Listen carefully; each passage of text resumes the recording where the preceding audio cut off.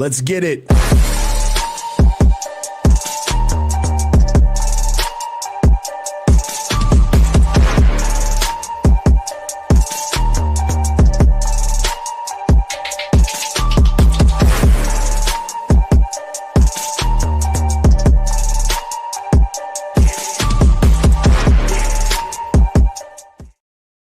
We are here. We are here. Listen, it's your boy, the coach. Welcome back to the Coach's Huddle with a Phil Beats family. And we got another call-in show. The link is in the chat. It's pinned in the chat. Get in here. Come one, come all. There's a couple of things that I want to get into before we start the show. But first, let me set the floor. How do you feel about the offseason thus far? Talk to me. I need to know. What side of the fence do you fall on? Are the Niners contending? Are they taking these 12 games? Are you the fan that says, let's go after Myles Garrett? That'll change everything. Is that you? If that's you, come in here. We need somebody to represent that side of the fan base. Or are you somebody who is on that side, but just a little bit more pragmatic? Hey, we don't need Myles Garrett, but the pieces that we have, they're enough. I like what we did last year. We're raising the floor. Plus, we have a young class coming in, and we have young guys that were hurt last year that could help us out. So you see a pragmatic and a thoughtful way, balanced, might I say, to being Super Bowl contenders. If you fall on that side, I don't want to put you far right. There's some centralized guys who still feel that way. Or do you feel like we're in a rebuild? Right? And that we're grateful to be where we are. We're righting our wrongs. We're fixing things fiscally. We're replenishing the depth. We're actually having our third draft class, and we need to make good on the other two, and then it's still get ready for these 4 picks.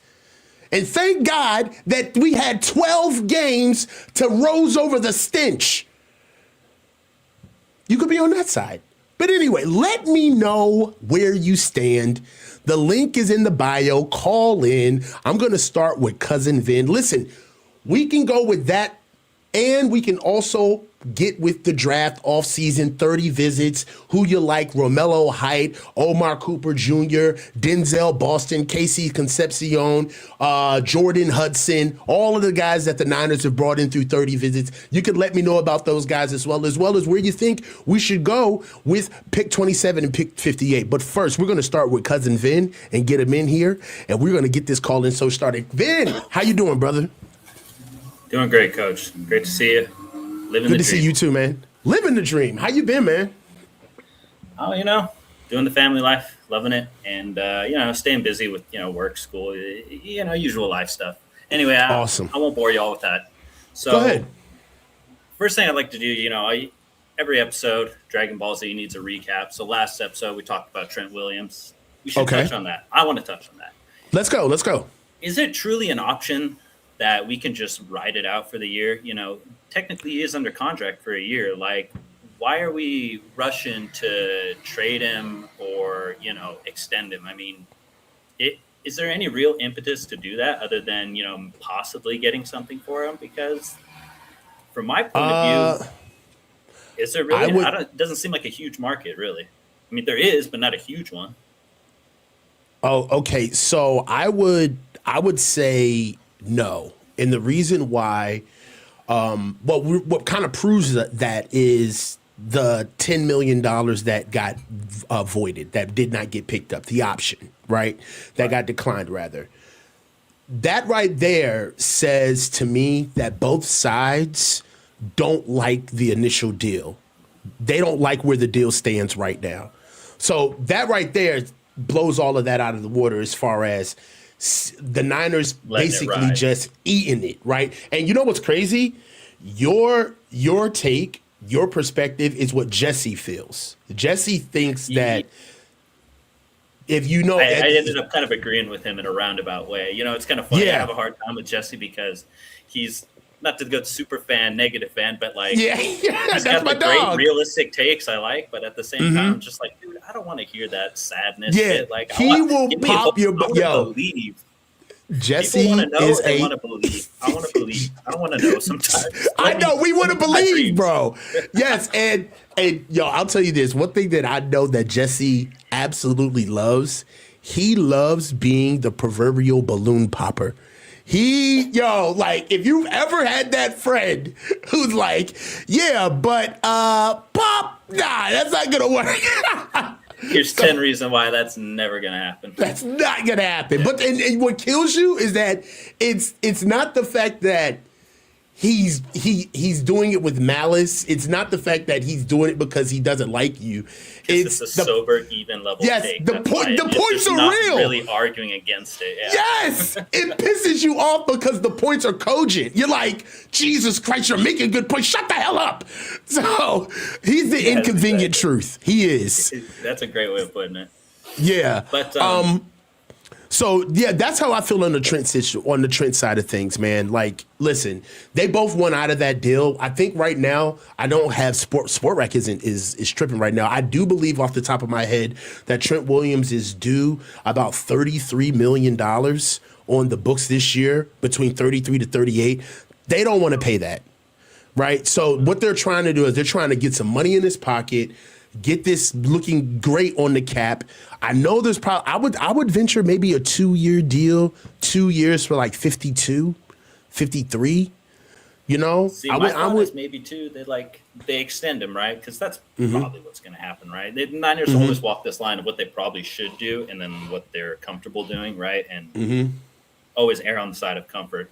My thought is like, okay, if you're not going to eat the year, right? Extend him a little bit and then have basically a dead year, kind of do what we did, give him 2 years, right? So you remodel this year, you give him 1 more year guaranteed.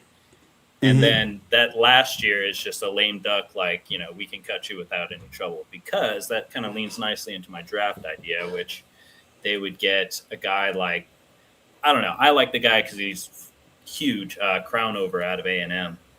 Okay. Maybe in the second, not in the first, right? That would be a reach in the first, and even in the second, maybe a bit of a reach. But like, who out of A&M? Crownover, Demetrius Crownover. I what might position? be saying his wrong. Tackle out of A&M. Oh, defensive tackle, offensive tackle, offensive tackle, offensive. Oh, Demetrius Crownover, yeah. So you like him? Okay. And I'll tell you why. Right? It's really simple. All right, yeah. Okay. When I played ball, I wasn't any good. But there are 2 things I knew right away, is that there were guys who could play but also look good coming off the bus, right? And,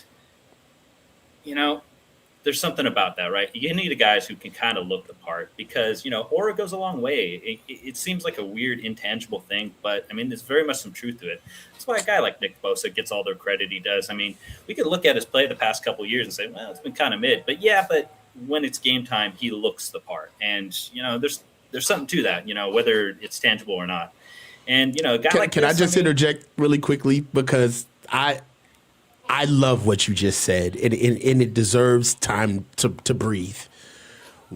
What you're saying is so true about now we've all heard the phrase plays like looks like Tarzan, plays like Jane. We all know that. And I love that phrase. That's the first time I think I heard it from here. Yeah. Workout warriors. We hear about that. But what you just said really does matter. But because sports is kind of one of the last true meritocracies that we have left, where it's like might is right.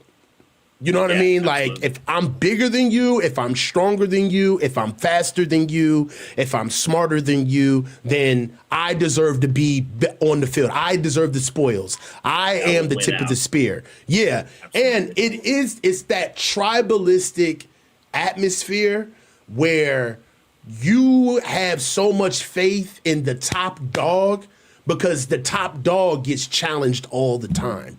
So there's no question. He became the top dog by going through his lumps and fighting his way to the top. Yes. There's no question on Cleveland that Myles Garrett is their apex predator. Like, that's it. He's the guy. Like, when Aaron Donald was in LA, the reverence that they gave Aaron Donald, he was the guy. Like, meaning that nobody's gonna outwork me, nobody's gonna outlift me, nobody's gonna out-effort me, nobody's gonna out-tough me, nobody's gonna out-lead me. Right? Like, that's what is beautiful about the game, dog. And like, when you look at the draft, that's what you need to look for. Those are the type of dudes you want on your team. Those are the type of guys that are going to, lead the charge, carry the banner out of the gate, right? That's those are the people you're going to be putting up on posters and stuff. Exactly. And the perks of that is the get off the bus guy. You know what I'm saying? They look amazing in their pads. Like, they look like Transformers walking down the field. Like this is ultimate football shit. Like, you know what I'm saying? Yeah. So I know exactly what you mean, bro. I had a hard time getting on board with a guy like Upton Stout for a long time. I kind of got one over last year because I saw he did like 25 on the bench. I was like, okay, all right, this dude's strong as hell. Yeah, right? But he's a junkyard dog. What the problem is, those two, is that like I don't see myself as a football player, and when I see a guy that's shorter than me, weighs less than me, I'm just starting to kind of look at him with the side eye, like, you really belong out here. But okay, I can help you out with that. Upton South aside, that's not I've been I got hit by a few guys shorter than me too, and that was no fun. But yeah, I mean, like the fight game, dog. Like, if you ever been involved with boxing. The fight in the dog roll up on somebody that's 147, 160. Mighty Mouse. And you like 200 pounds, 300 pounds. I see some dudes get tuned up by some dudes who know what to do with their hands. But Speaking like you said, like that size, Jonah Coleman. You won't ever be a Niner, but golly, I wish you would be. Okay. Yeah, you'd be like a third rounder, but we don't have a third. I think he's out of Washington, I'm not mistaken. But, I mean, he reminds me of just like, I don't know. You compare to what a little like Frank Gore. He's kind of a short guy, built like, again, Mighty Mouse. Doesn't go for huge gains all the time. He's very consistent, though. I mean, you give him the ball behind a good line, he's going to get, anywhere from 5 to 10 yards. Count on it. And, that just kind of lends itself to what I think a team should be and how it should be built, with my, 5 minutes of research understanding. But like, just to kind of go back to my main point I wanted to sort of address, is that the Niners have this issue, I think, where they look for multifaceted players. For instance, guys who are very good receivers, who are very good at blocking. Oh, some music might be my man. My bad. Anyway, there's really hold on, wait a minute. Nah, that's dude. I know what this is. Steve, calm down, man. No, you know what he just did? No, this is what he did.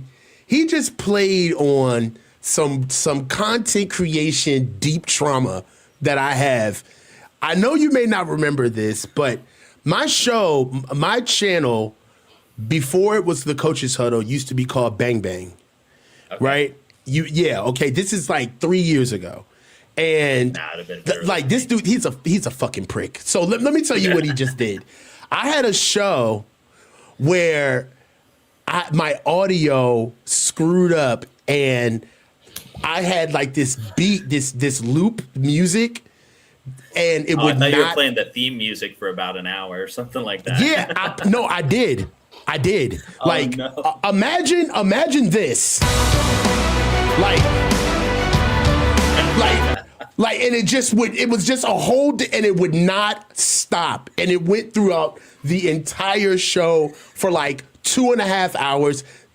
I had about 200 people in the chat, and they all literally watched me melt down. I was freaking out. Gammon came on the show for emotional support. Like, I was freaking out so bad. Gammon came on as a caller. Walk you off a cliff, and you're like, okay. And he was being so positive. He was being so positive, and he started like dancing to the music while I was trying to talk, and I completely raged on him. Like, what a guy. What a friend. Go ahead, man. Yeah. Guys. Anyway, I'll try and make my point, or stick to the point. Nah, do your thing. One issue it seems to have is that particularly with linemen, right? Coachella, I like that. they have these guys that have the same kind of obsession with guys who can move well. And I mean, there's nothing wrong with the lineman who can move, right? That's great. And likewise, a receiver who can block, a running back that can catch. However, right, we call him a running back because he runs, right? We call him an offensive lineman because he can make a line. He can make a space in front of you. A wide receiver receives the ball with ease. My point is that too many of the dudes now that Brandon Ayuk's gone, rest in peace, at least for a Niner, as a Niner, they don't have guys who truly do their job particularly well. For instance, right, a guy like I don't know who's on our line, like Colt McKivitz, right? He moves pretty well for a tackle, right? But as far as just a line up and push the guy across from you, he leaves a lot to be desired, right? Juwan Jennings, for instance, right? Now he's great on that third and in, right, when you need to you need that gimme route, right? Sorry, big trucks. But as far as just being a pure receiver, he's too damn slow, and I mean, he's okay. He's not great, but he's okay. And then likewise now, Christopher McCaffrey, right? I mean, what makes him special is that he's such a great receiver. However, as a runner, he's, dare I say, mediocre. Like I hate to say it. Vic, I gotta. Hey man, you was rolling. I'm sorry, Vic. I'm sorry, Vic. This is yards per run. Vic, it was cool. It was cool until you said that. He ain't an average runner. Dare you say? That's true. Now. He has lost his step. Okay. Can we play that sound in reverse? Yeah, I'll try to find something for it. I'm playing. He has lost a step. However, I wouldn't say that he's an average runner. Like, if he was an average runner, it's almost kind of like a basketball player who loses a step. Like Jordan lost his step. Then he brought on his post game. Then he brought the fadeaway. Like Kobe lost a step. Right. Then he got in the post. I look at guys who they truly have a skill set. You know what I mean? Like Tristan knows how to run the ball. He is a runner. You know what I'm saying? And with that said, just because he's lost, like, dare I say, like an explosive element to his game, like that first step, he still knows how to like slow too fast through, understand angles, right. make offensive linemen right. Like he's not an average runner. Yeah, you're right. Maybe average is a poor way to put it, but sort of less dynamic. Make his less dynamic. That we can agree on that. But my point is though, is he has to do all that stuff to just even there's no to redline. Yeah. Right. He's every little trick, right? Following his blocks perfectly, right? He can't just power through and, he can't make any mistakes. He has to be perfect. Now, to his credit, right, for the most part, he's on it. But my point being is that, like, if we had a guy maybe who was a little bit more physical, maybe not quite as good at reading his blocks, but, can get to the edge and, run that outside zone, maybe we got something again, right? I guess my original point, though, is we got too many guys who are good at the secondary aspect of their position, but the primary part, right, i.e. the pure running, the pure blocking, the pure pass catching, it's just not at the level I would assume. I would much prefer to have a guy, maybe a lineman who's not that fast, but, the guy in front of him is not going to get beat by the guy across him, right? Maybe a running back, maybe he's got stones for hands, but, you have him go north and south and he'll get you 3 to 4 yards every time, or a wide receiver, I so on and so forth.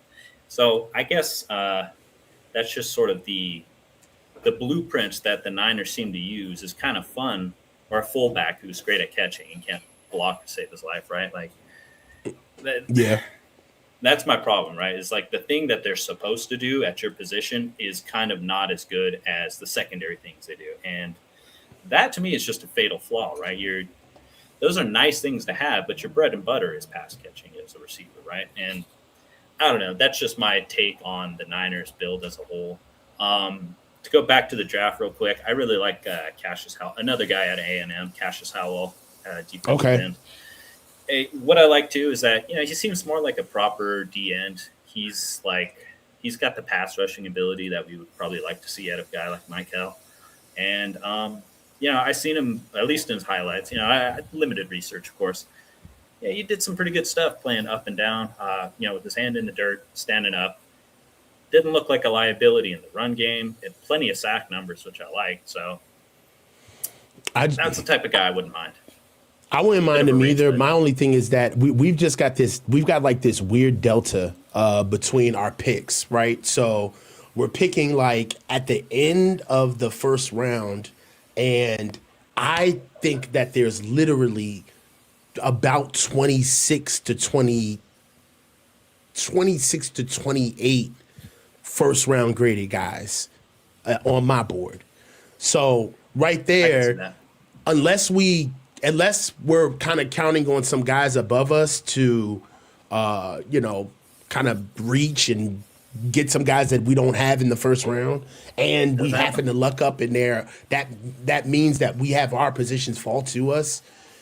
It's gonna be tough. It's gonna be tough sailing to get our guy at 27. Now, what's horrible about that is that there's a lot of fringe guys though that are like right in the beginning of the second round where like Malachi Lawrence may go before us, right?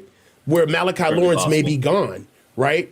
But at the same time, Cassius Howell may be a reach at 27, but he's not going to be there at 58. Yeah, you know what I mean? That's the other thing, right? If it's me, right, I would rather reach just a little bit because, a high-level second rounder getting early in the first isn't necessarily as bad when it's an edge who showed production. He's got some pedigree, right? That to me isn't so bad. It's not like a Ricky Pearsall where a guy is, this is clearly a second rounder that we're reaching for, right? I don't think it's the same thing, even though it's a similar situation.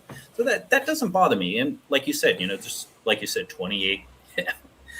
Why not? Go get Garrett. Fuck this all day. We're going to talk about it. We're going to get to it. Go ahead. Give me Myles Garrett. I don't need the 3 all right, first so let's round get picks. to it. All right, anyway. Let's get to it. Oh, no, you did it. Let's get to it. So, obviously, the draft, we don't have a draft if we have Myles Garrett. So let's just go ahead and say that. But how serious are you if this is true? If Myles Garrett is at play, do you think the Niners should be in the market? It's worth a call. Doesn't hurt to try.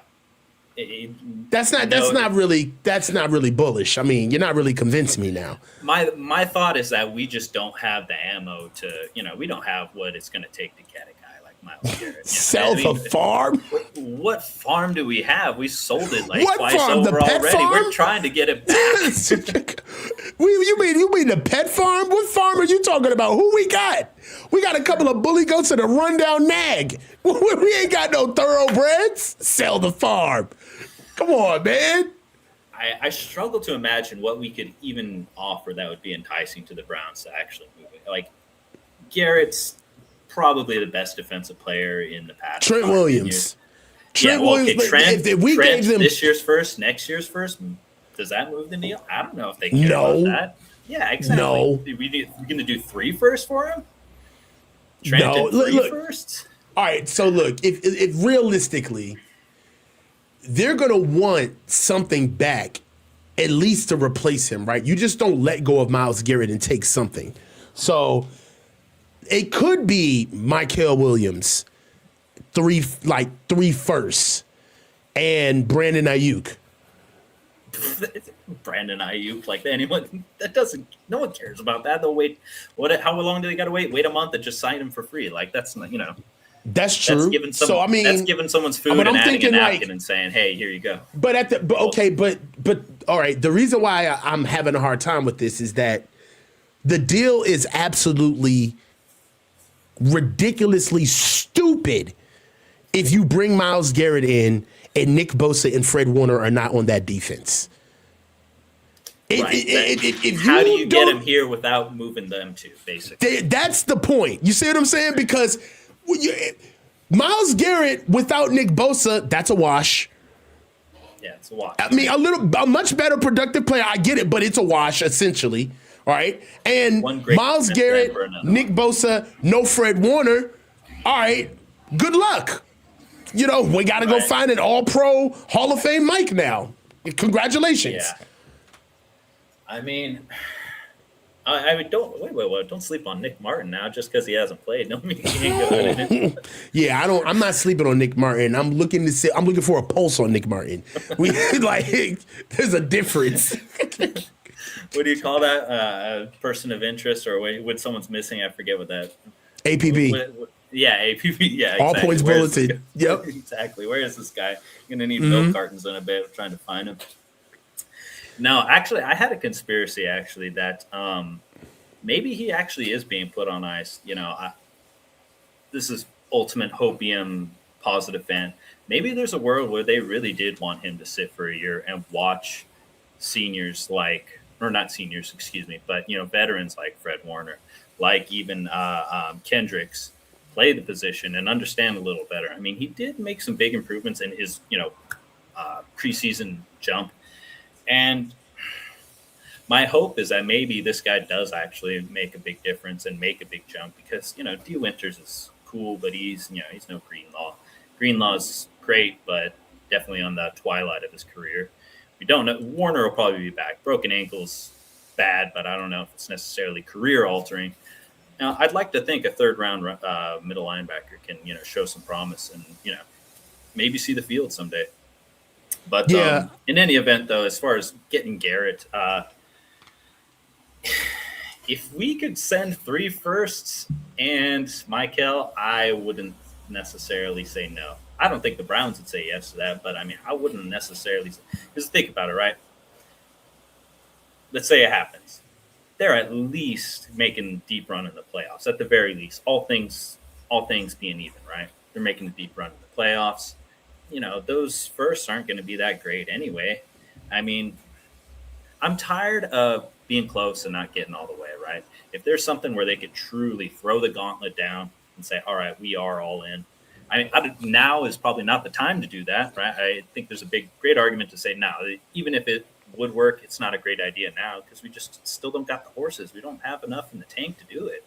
Maybe if this was 2023 and, we were going to make a big run, okay, sure. But we tried to not rebuild in 24 when we should have. You could have made a strong case. And I think, Monday morning quarterbacking, we probably should have blown it up in 24. Let a guy like Bosa go. Let it go. And I know it's sacrilege because I love the guy. George Kittle, he's great. But we could have got something great for him in 24. Nailed it. Have some great picks in 25. I don't know. I mean, CNC, those contracts are not good, right? There's no other way to say it. We should have blown it up, if anything. So my biggest thing is, and I'll close out with this because we got a couple of people in here that have filed in. My biggest thing right now is, and I know that a lot of people are going to think that this is one of the most milquetoast, lukewarm, middle of the road, participation trophy ass takes they have ever heard. But it's the God's honest truth. I'm a lifer to this shit. Like, if nothing mattered and nobody cared about football anymore, I'd still be watching. I would still be involved. Like, I care about football that much. And when you look at it from that perspective, winning a Super Bowl is awesome, but I look at winning a championship as an experience to the life that I've already chosen to live, not necessarily a goal that we have to have. Like, and the way I see that is, now, nobody likes to perpetually lose, right? Nobody likes to their teeth getting kicked in. Yeah, nobody just wants to get lambasted season after season, right? Yeah. But I'm the type of dude where I'm down for the journey. Like, I'm down. They're getting paid million. Like, and the reason why I take that perspective is that I'm not getting paid for this. They're the ones who have all of the stress, not me. You know what I mean? Like, at the end of the day, when they lose and I get off of here like frothing at the mouth, sweating and everything, I go downstairs, smoke a J, you know what I'm saying? Check on the dog. You know what I mean? Do some laundry, get ready for work tomorrow. Like, I have a life, is what I'm trying to say. Like, I have a True, real true. life. Yeah, so. I can't sit here and say I wasn't seething at the end of 23. And I had to watch that. Yeah. Like, I was, come on, I turned off my TV and shut everything off, muttering, Yeah, so kicking shit. it's important to touch grass, is what I'm trying to say. It's very important to touch grass, and I have had the privilege of being in these types of atmospheres, and the things that they fixate on, the problems that they choose to put a lot of stress on, would confuse you and I as regular everyday people. Right? Like how petty and how petulant and how small they can be sometimes. How things that yes, it is. Right? Because you make enough money to care about, you don't have to care about the regular stuff like we do. You make so much money that all of the small shit matters. Right? It's almost kind of like being a fish and not understanding your habitat because you don't know what it's like to be outside of water. You know, so that's one thing that I will never let go of, that perspective, because that's our superpower as fans, that we get to walk away. They don't. Fair enough. I would like to retort though, right? All my life, I've been a little kid. I really started watching the Niners when I was, probably about the Singletary time when I was first started playing. I've seen nothing but them come close. I've seen nothing but them get all the way just a hair short every single time, from that poor guy getting the football off his knee to Cap throwing 4 fades in the goal line. Kyle Williams. Yeah. Don't bring it. Don't talk about Kyle Williams. We don't need to bring up those ghosts. Yeah. My point is though, is that like I need to see it. I don't want to have to think, oh, I might be 60 and maybe I'll see the Niners. Like, no, I want to see it. I want to bring my boy in and be like, hey, son, this is the Niners. This is why this team's awesome. Look at these dudes, they're the best. But just do the raw thing that my dad was able to do for me probably when I was, Yeah, I mean, you're still gonna be able to pass it down. I'm gonna tell my son the same thing. I'm gonna be like, dog, this is a team, son. This is an organization you want to get behind. But don't you trust these motherfuckers for a second. Don't you buy into this shit now, because they don't care. Okay, they'll leave you in the dirt. They'll leave you in the alley, strung out. They don't care. They'll just take your money. So sometimes, there's that side too. That's all I'm saying. It's got to be balanced. What does he say in the Bronx tale? It's like, hey, Mickey Mantle ain't paying your dad's rent. So Mickey. Yeah. So look. Hey, beautiful call, man. Let me get to some of these guys. Thank you so much for calling in, Vic. I'll get at you next time, brother. JLP, what's good, brother? What's good, Coach? How you doing, man? Talk to me, man. Throughout the offseason, are we contenders? Hold on, let me cut this off. Boy, come on, JLP. JLP, you up here with the life alert. Come on, JLP. Come on, man.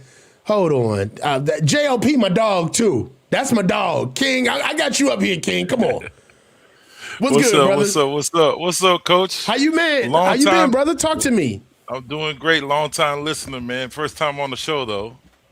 Thank you, man. We're glad to have you, man. What you got for me? So, are we contenders? I don't think we're contenders. We're rebuilding for sure. We got too many things to work on. I think they're hitting us with a lot of smoke and mirrors right now, and we'll see what happens. Because to me, I feel like until we address the elephant in the room, what is called that offensive line.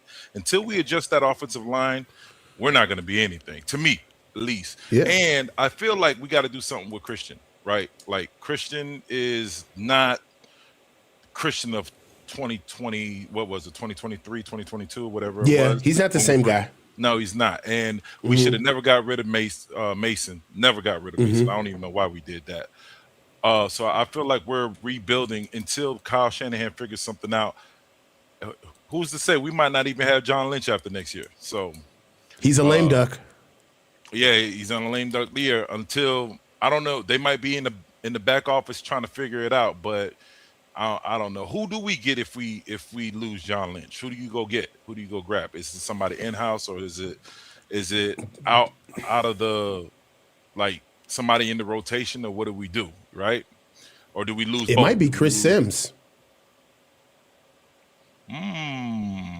That's not. I never even thought about that. So One thing I got about a Chris question for Sims you. is that he's been doing like before Chris Sims, like did like a whole bunch of like coaching and try after he played quarterback. Yeah, doesn't he have He a was camp like too, right? he was like super interested in getting into like the front office, Right. like really getting on that side of the game, and Just I could jump so straight see into that GM? happening. Just like Lynch. I mean that it worked, Come but on, it didn't dog. work. I mean, we went to 2 Super Bowls, 3 They will NFC do anything, championships. bro.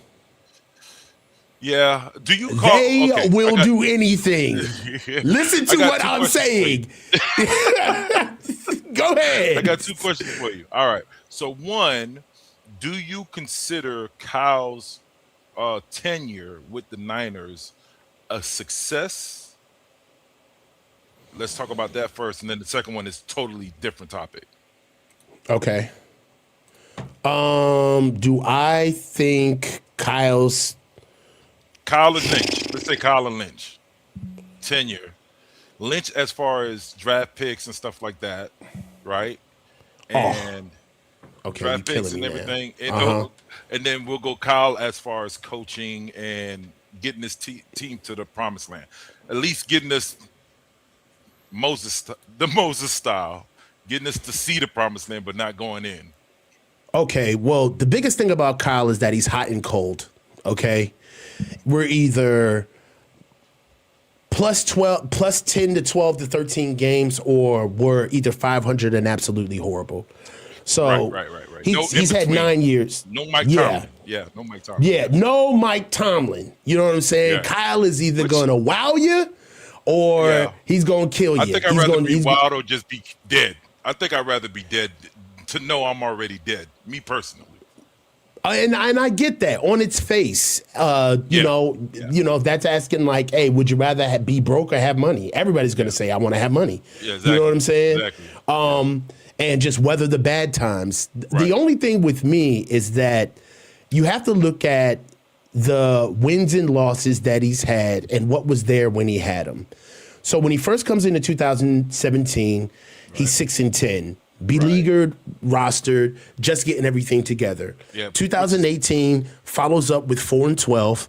All right, and then that's when the 1-5 at guys the start end. coming in. Right? We went Nick- 4 or 5 at the end? No, we went 4-12. Okay, that's the second year. Okay. Third year. Yep, that's 2018. All right. Right. 19 is when it all came together. 19 is the year that Deebo Samuel came in here. Nick Bosa was a rookie. We had the emergence of Fred Warner. DJ Jones started making a name for himself. Then that was the 13-3 year. I think we started off 8-0. We went to the NFC Championship game. We won an went to NFC Super Bowl. Championship. We went to the Super Bowl that year. Yeah. Right? Yeah, we should have won. Yeah. All right. Yeah, All right. That's we up should've- for debate. But Yeah.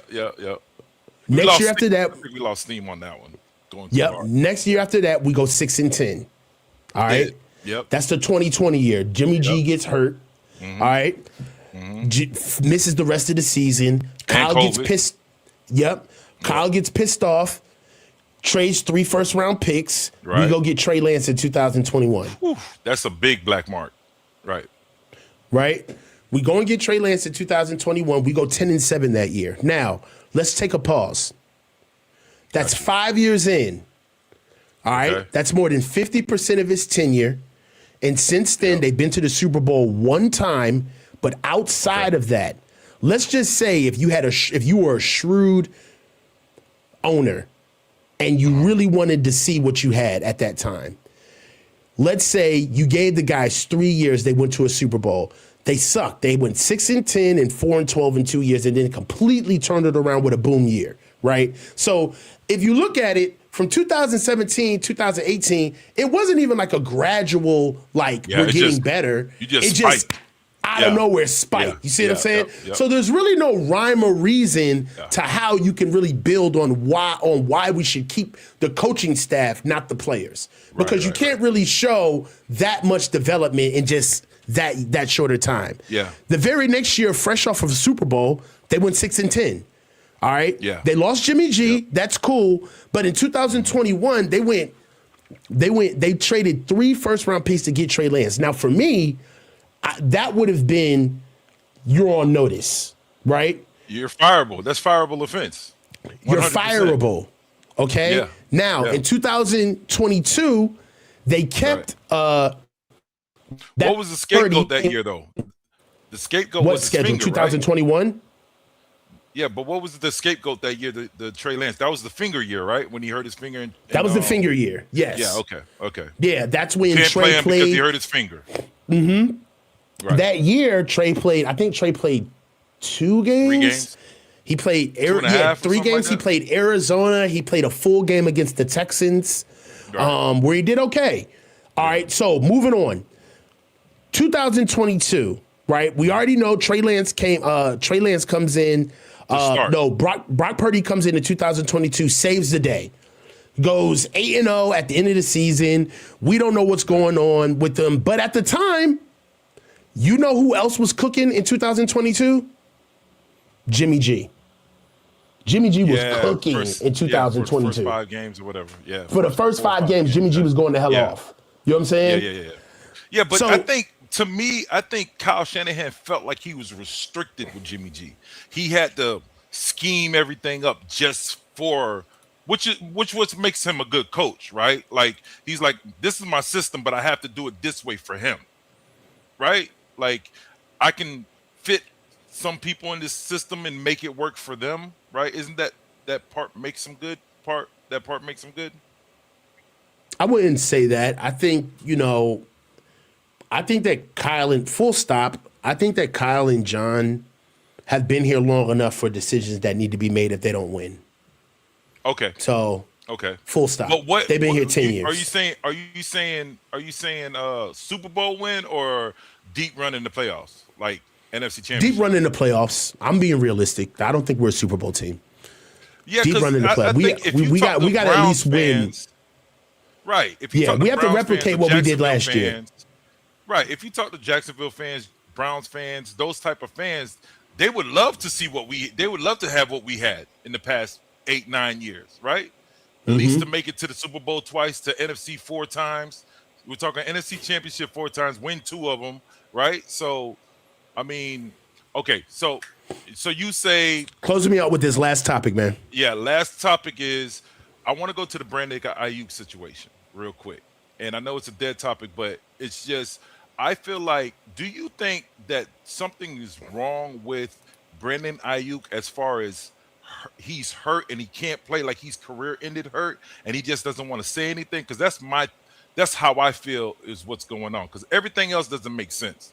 Like I feel like he's hurt to the point where he's career ended and he can't come back and he doesn't know how to explain that to people. No, I think he's healthy. Ooh. I think he's ready to go. He just full stop. I think he's ready to play. Yeah, I just don't. I think it's that simple. He's healthy and he don't want to be here. Flat out. Okay. All right. Yeah, nobody wants to pay those taxes in California too. And I don't know how they do it. Hey, I love the call, King. Call back in, man. We can get it chopping up next time. For sure. Thank you. Holla at you. Now we gonna do this early. Usually I wait for my dog at the end of the show. Okay. Dre, I'm giving you 5 minutes. 5. Before you call up here, Dre. 5, okay? I got a little timer right here next to me. Dre, we're going to put out some topics, Dre. Are we contenders? All right?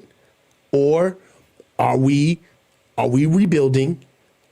I want you to get into how you feel about the 30 visits for the Niners, all right? Touch on any one of them. You can touch all 5 if you want to. Pause. Or I want you to go with what the Niners are going to do at 27 and 58. Now, Dre, I've laid it out for you, dog. I'm about to bring you up. I'm already doing this right now because I already know you hot fire. As soon as you get up here, you gonna go. I already know. So I figured I might as well take advantage of the platform now because I know once Dre get up here, I got to get out the way because it's not my platform anymore. Once Dre get up here, it's Dre's huddle. Okay, so here we go. Dre, what's good, brother? Stabilized with location. Okay, let's go. I think at 27, I'm hearing talks about there's been talks about Romello Height. Is that the correct way we pronunciate the edge's name from Yep. Texas Tech, Romello Height? The funny thing is, before we started having that conversation, I was already he was part of my my study and my research, and I like his length. I like that he has a great get off, but he reminds me of the fact that we are yet prone to draft another edge that's lightweight. You know, why these guys are like Mikael Williams. He's tall, he has length, but he's light to me in certain extents, but he's still strong. Nevertheless, back to Romello Heights, I wouldn't select him, but I think they're going to go edge first round. And as far as second round, 57, I think they're going to choose a wide receiver, edge wide receiver. They're done with the line. The concept of the 49ers trying to basically shut the fan base up by making quick off alignment signings so far during the free agency. I believe in that. I think it's a real thing. I think that the organization or the staff wants to shut us up and say, hey, particularly Kyle. And I think Kyle's behind a lot of decisions making, as we all know. And I think he intentionally wanted to shut maybe Grant Cohn up with the argument that we need support on the offensive line to protect Purdy by making these signings. And it just speaks to his arrogance because these signings really don't do anything. They're fillers in terms of the offensive line. But again, nevertheless, I think they're going to go with someone like Romello Height or an edge first round. And for 53, I believe, or 57 is the second round pick we have. I think they're going to go with a lineman of some sort, which I think is cool. If I'm going to take a lineman, they got to be first round or second round. I'm not going to take a lineman third round and beyond. Not lineman, wide receiver, rather. I think they're going to go wide receiver. We all know In this. round one? I'm sorry? In round one? No, in round two. In round Okay. two. I think round one, they're going to go edge. I think Kyle is losing a little grip in terms of the decision making. I think someone is kind of putting him to the side a little bit, and I think that's going to show in the draft with certain picks, just for publicity. But in the end, I think Kyle still has a stronghold on this whole organization. Okay. So if anybody's going to get moved, it'll be John. Yeah. And are we contenders this year? Point blank. Period. I say. No, I don't think no matter what we do, I say no matter what we do, if you cannot protect your quarterback, if you're not an organization that believes in that philosophy, then you're already behind the 8 ball. You know what I mean? So I don't take the team seriously if they don't have support, if they can't protect their quarterback. Even if it were the Buffalo Bills and Josh Allen, I don't care how great your QB is. I always believe in keeping them upright. But I think we are, what's interesting is these 1 or 2 year deals signings that we're making. It's good for this year. One can argue that we are making a run for the Super Bowl. Kyle is, but what after these 1 or 2 year signings, particularly with the defensive tackle from Dallas Cowboys, what's the future? We still going to need a future nose tackle to basically be a duo with Alfred Collins. CJ West is a depth. I would use him to kind of, replace Alfred Collins or, whatever nose tackle duo of the future we may have. But nevertheless, I don't think we're contenders this year. Seahawks I still take them serious. You know what I mean? And also the Rams. I still take the Rams serious as well. And what else am I missing? I'm missing something else. Am I? Aren't I? No, go ahead. You've done well. You got 30 seconds. All right. Look, I'll say this. I'm getting better at my environment. I am a serious Niner fan. I became a Niner fan when I saw how well Patrick Willis played as a defender. And I wish John Harbaugh was still here.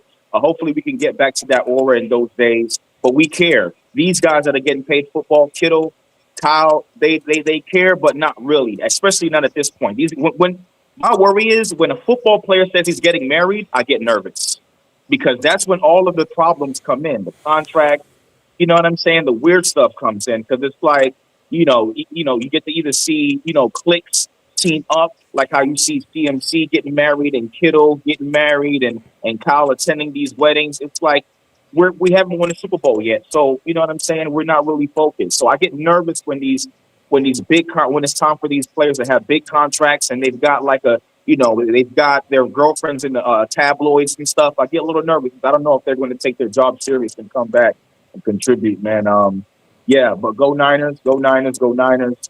I got edge and I got alignment in the second round. My dog Dre, hey, you did a phenomenal job, and you are correct. I do commend you on, your environment. You know what I'm saying? You gave me a good, clean audio, a stabilized connection. I think this is the most stable I've seen you. This is a good camera view. It's a great camera view. You know what I'm saying? You look good, brother. So we'll be doing this moving forward. I want to apologize for my zeal, ZEAL. Again, I'm just a true fan, and I'm a true New Yorker, and I just want us to be educated. I know that we love the fan base, we love Kyle and all that, but I just love to see that the fan base is getting intellectually enlightened about the setbacks and our shortcomings and what we got to do to fix them.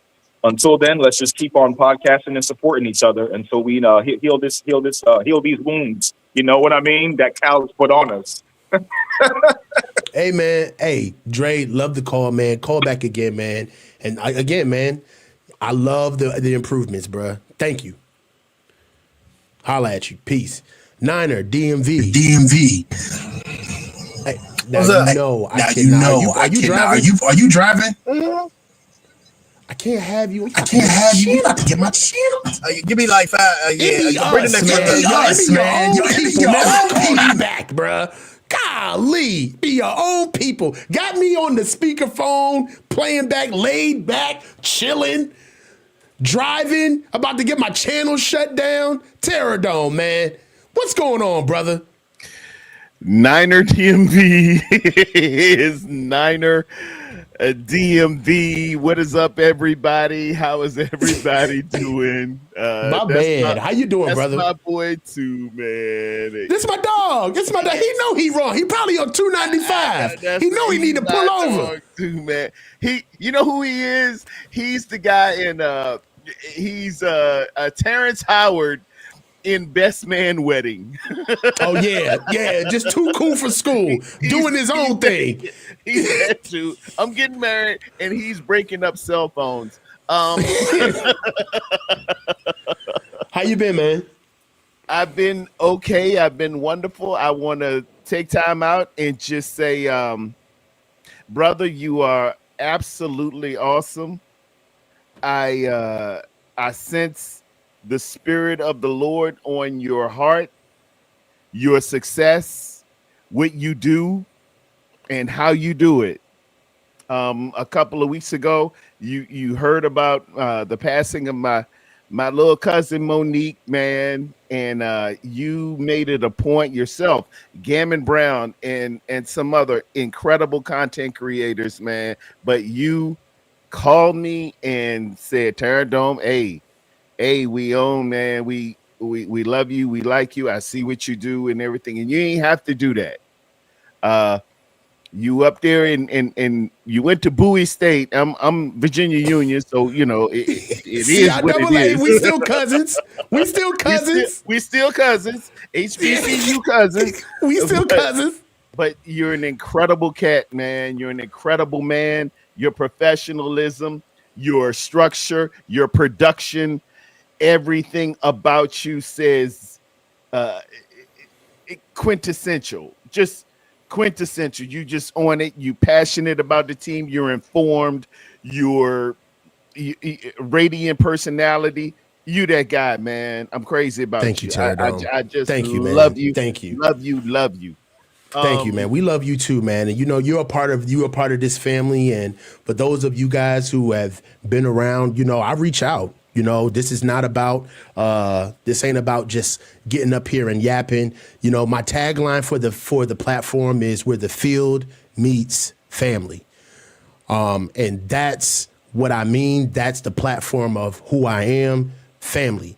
So guys, you ain't gotta have the blood. Some people just, they run through the mud, and it is what it is. We the same people. So, guys, I've been here long enough to know who's in my chat. I've been here long enough to know, who needs what. And if anybody, you need something, man, just email me, reach out to me.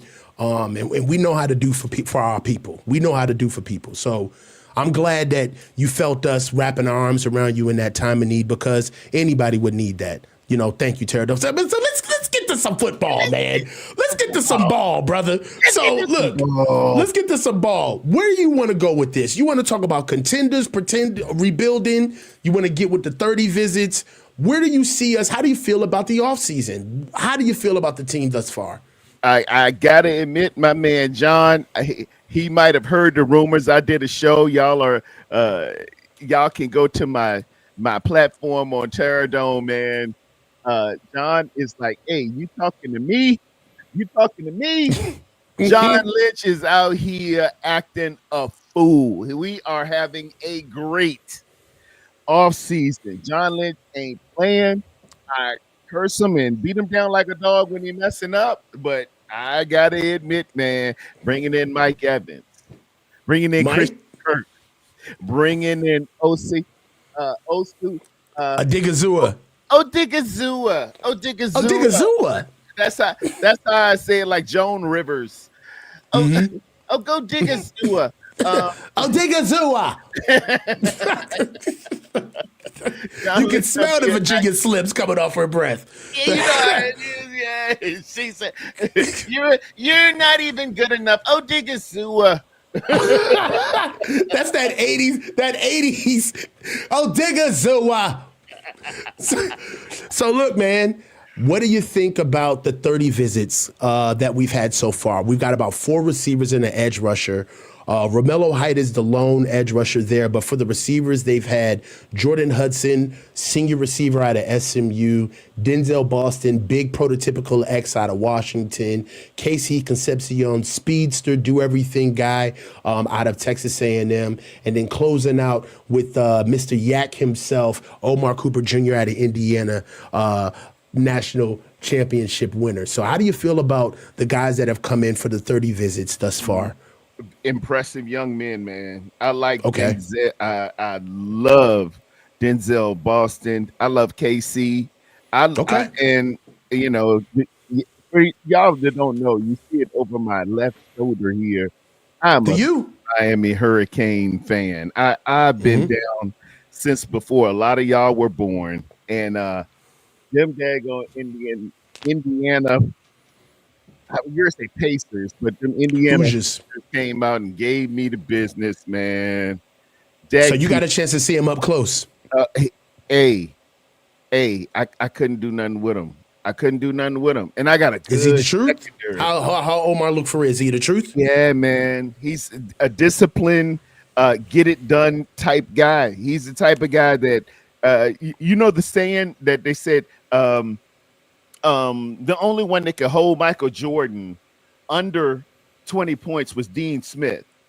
Once he gets to the NFL, and once you unleash him, you're going to see his true potential. I think the only thing that was really holding him back was just being confined in the system. I think this kid's he's pretty good. He's got the goods. He's gonna give you what he got, and that's all I can add. All of it is a crapshoot. I'm a Les Snead kind of guy. F them picks. Give me the guy that has done it in the National Football League. I will trade all these picks in for a Myles Garrett, in for a Crosby. So if you came to me, I want dudes who can play and play today. I don't want to hear about you being in the doghouse. I don't want to hear about you can't block. I don't want to hear about nothing else. I want guys who have done it in the National Football League come here and continue to hit the ground running and keep going. That's me personally. But I know, and I will take into consideration how other people want to build through the draft, and we gotta, get a guy, we gotta develop him and coddle him a little bit and give him some good stuff and this and that. I ain't got time for that, man. 30 years. Tupac and Biggie were alive when we won our last Super Bowl. What'd you say? Omar Epps was wearing the bucket Niners hat and juice. Oh, a lot of people miss that, but not that's a deep pool. Yeah, people don't even know that. And you know what else is crazy? If you go back and look at that scene, Omar Epps in juice is rocking the corduroy 49ers bucket hat. And if you look at the scene when they're outside of Old Man Quillis's corner store, when Radamez corners Bishop for the first time, if you look when they all come over there, there's a dude in Radamez's crew who got on the 91 Niners billfold joint. You gotta really, that's the deep pool stuff. Oh, coach. You in 49ers lore, man. You gotta, you know what I'm saying? When you know your team, there's nobody else in content creation who can tell you that besides coach. Coach. We gotta close with that. I got a lot of callers. I gotta put my wife looking at me like I'm crazy. Man, coach, we are simpatico. If we were in color purple, we would be you and me us never apart, my I love you, man. God bless you. God keep you. I talk to you. And may God continue to give you success. I'll see you around, man. All right, Terradome. I'll talk to you, brother. We out, man. Hey, Shills. Let's get it, man. How you doing, brother? Shills, you good? All right, so I can't hear you. For whatever reason, StreamYard is not my friend. All right, I can hear you. So you might not just kick me out because I can't hear what you're saying. No, I can hear you. I know you can hear me, but I can't hear you at all. So, then talk, go. All right, well, I'll just say whatever I'm going to say, and you can pretend you're talking, and I will pretend I'm listening, and whatever. All right, so, man, are we rebuilding? I think they're giving Kyle Shanahan the tools that he's asking for in order to try and win a Super Bowl. I don't think they're really contending, to be honest with you, but I don't see because if Kyle was really not on the hot seat, and I think that he is, he would have signed another contract extension already. There's 2 years left on his deal, like including this season. I think they're giving him enough to see what he's going to do. They're saying, okay, you're telling us you can't work with these rookies and these young dudes who can't run your system. Okay, so we're going to give you a Mike Evans. We're going to give you Christian Kirk.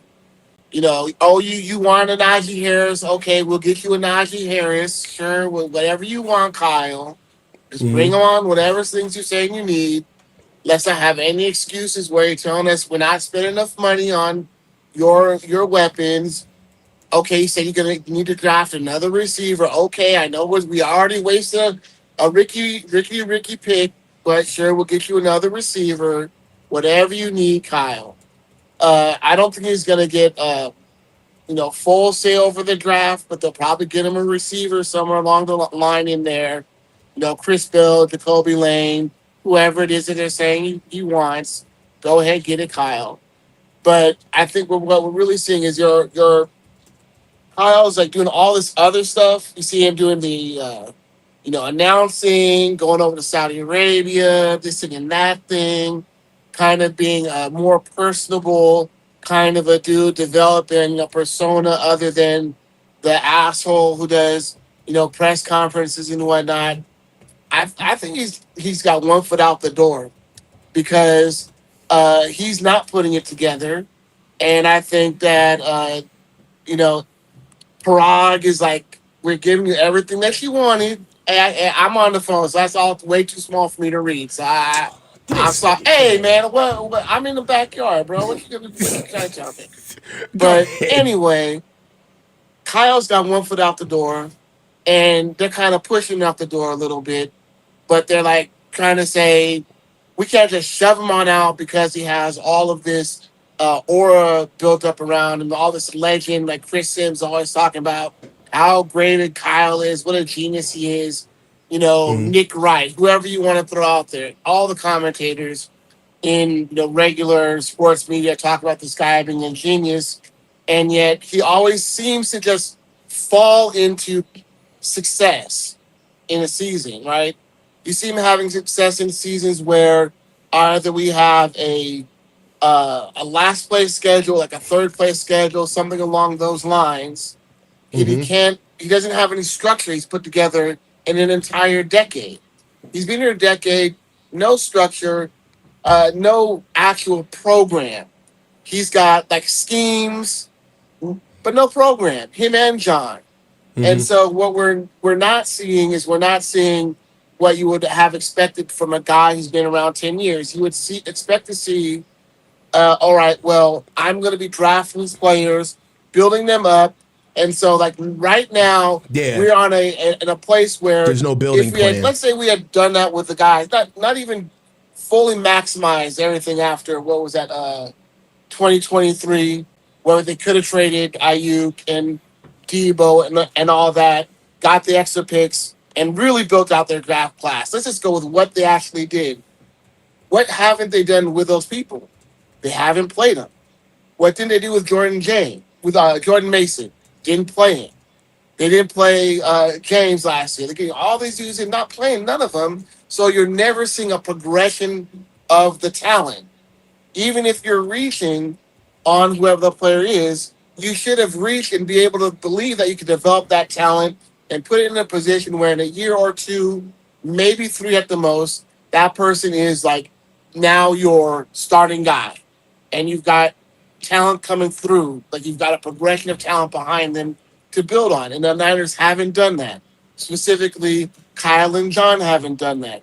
And so they're just reaching all over the place, trying to fill holes here and there, sacrificing opportunity to bring in talent by bringing in a Mike Evans, Christian Kirk, or whoever.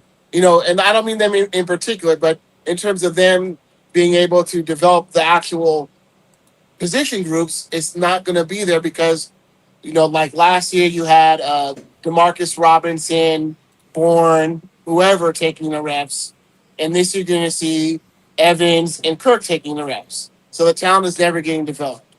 And they also are trading away picks here and there. And then they don't play guys. Like with Brian Robinson Jr., they traded away, a pick for him and then didn't really use him. And now he's out the door.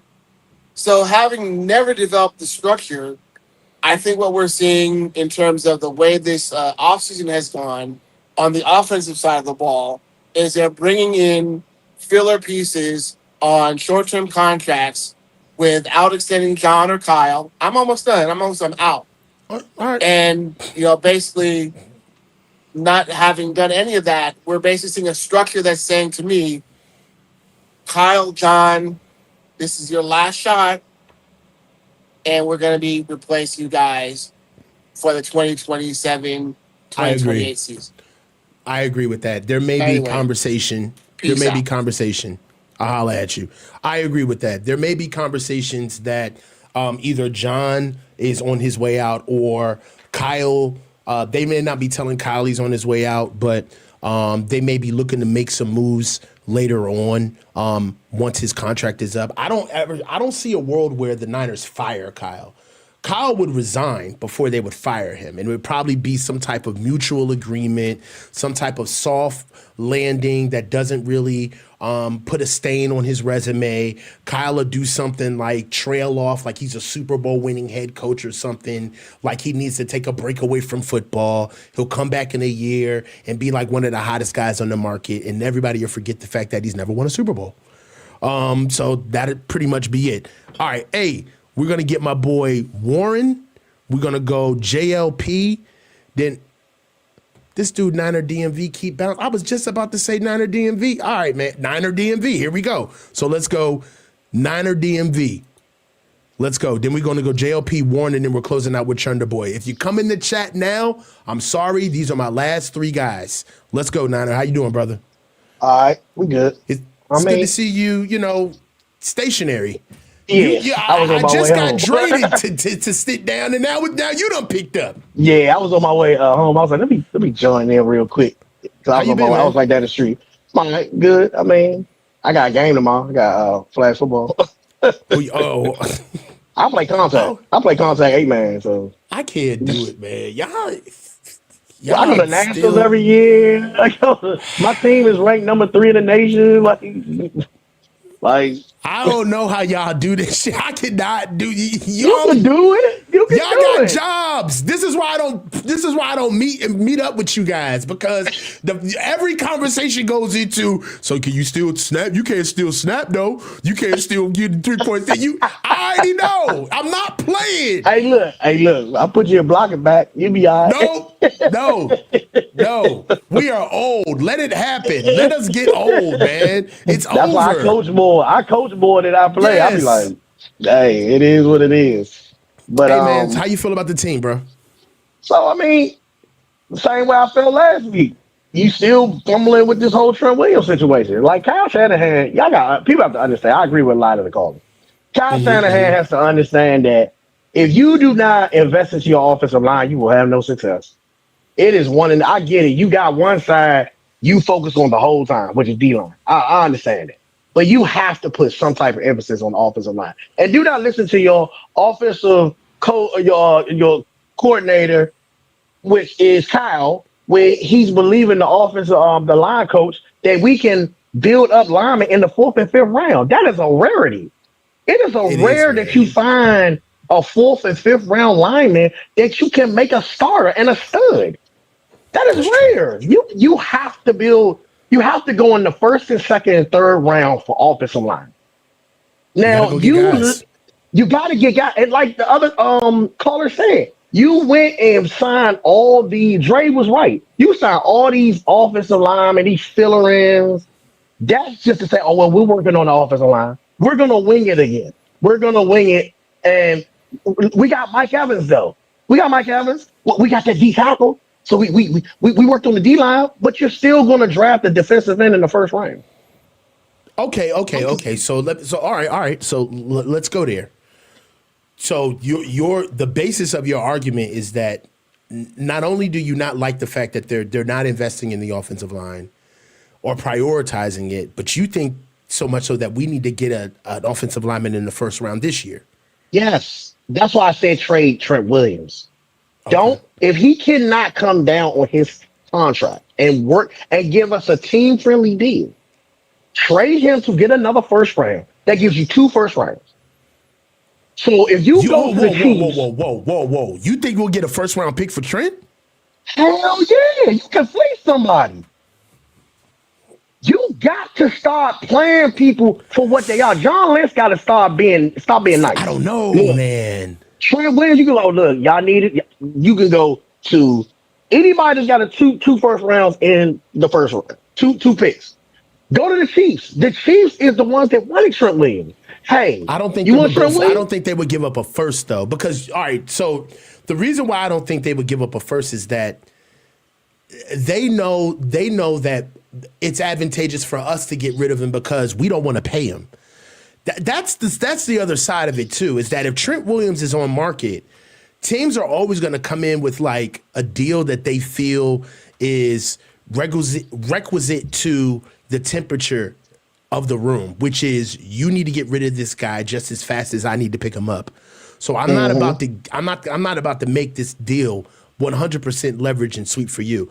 I would see Trent getting a 2nd. Now I say this knowing that I know there's people watching this right now that are saying, Coach, you said I thought he would get a first too. Just off the top of my head, I was on that thinking too. I think he can get a first.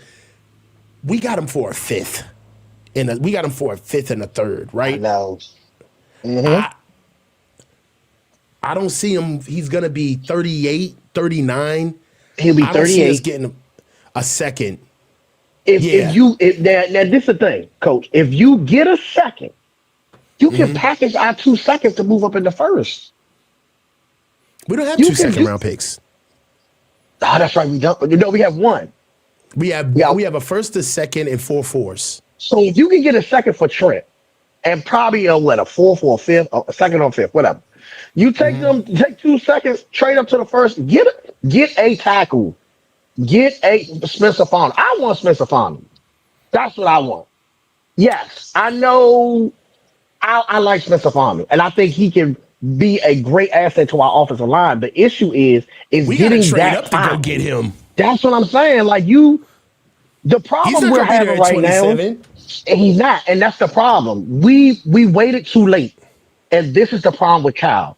You wait too late to do things. We should have got an offensive lineman. Greg Zabel was there last year, and we didn't get him.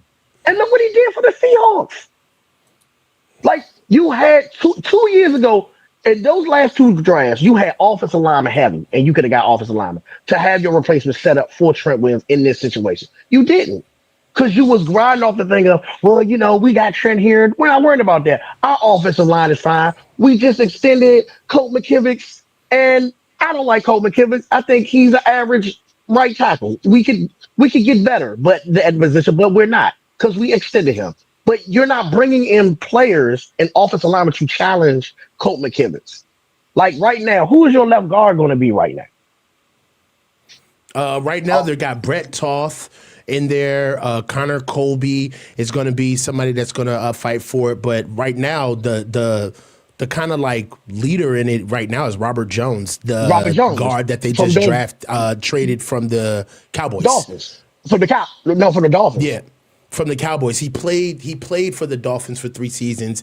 He went to the Cowboys. He got hurt for 1 year. He got hurt, missed the whole year, and then we picked him up. Yeah, he had a neck injury. Mm-hmm. So you got him to vie for that. You still have an issue with the center position.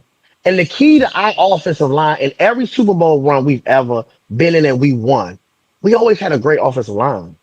From the 80s to the 90s, even when we had John Harbaugh, we had a good offensive line. Like our offensive line is questionable. And you cannot go into this season where everybody else is getting better than you. Everybody's constantly getting better than you, but we're still winging this whole running back tour. Well, we're going to run it back with people. Everybody's taking a short deal. Why do you think everybody's taking a short deal? Because they're banking on their self. They're gambling on their self. And they're going to see if they can have that contract year where they can get the contract that they want. Like, offensive line is the key. I don't want to hear about nothing else. I need an offensive line before I feel comfortable this season in saying that we are contenders. We're not contenders until our offensive line is solidified. You can't be a contender because you can't stop the pass rush. We got embarrassed against the Seahawks. That was the most points scored against us. Like, come on.